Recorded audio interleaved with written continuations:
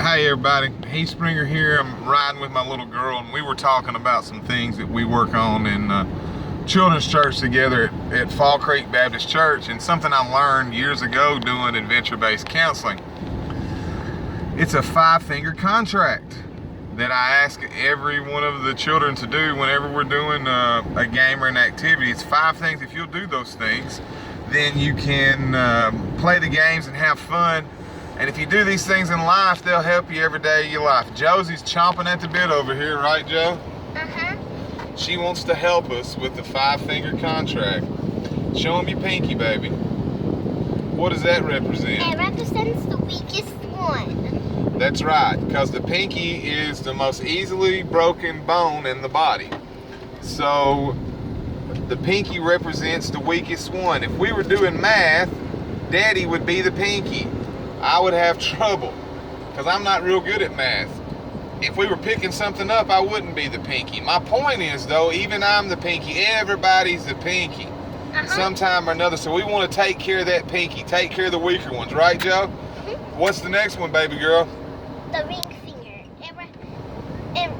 What does it represent? Commitment, baby. It represents commitment. That's right, because if I wore a wedding band, which I don't, because my wife thinks it attracts folks instead of deters them. Just joking, but seriously, because I work so much.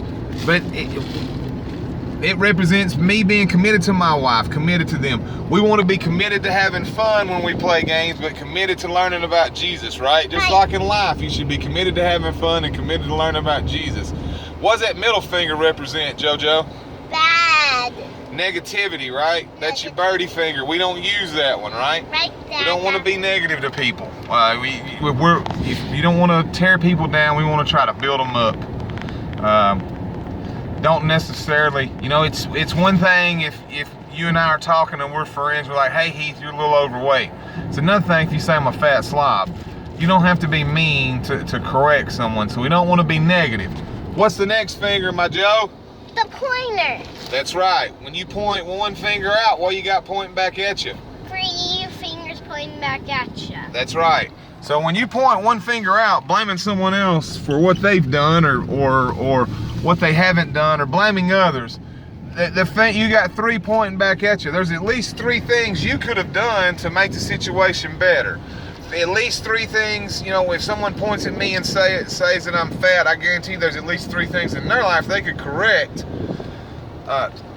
So they shouldn't be pointing fingers out. Like Christ said, don't point out the speck in your brother's eye when you got a plank sticking out of yours. Now, Joe, tell them what the last one is.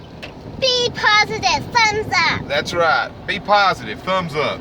If you can do those 5 things, then you can participate in adventure-based counseling with us, which is Adventure Place Ministry when we're at church, because we make all the games about something to do with Christianity, something to do with Jesus.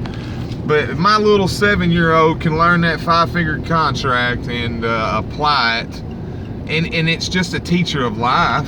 If you'll take care of the weaker ones in life, if you'll be committed to being a good person and to learning about Christ, if you won't be negative, if you won't point and blame others, and then lastly, if you'll be positive, the days of your life will be better. And I'm glad my daughter's learning it now. I hope you practice it all the days of your life. Tell them, say, Jesus loves you. Jesus loves you. And he loves you, don't he, Joe? Uh-huh. That's right. And we love you too. Y'all have a great day, and God bless y'all. Good night.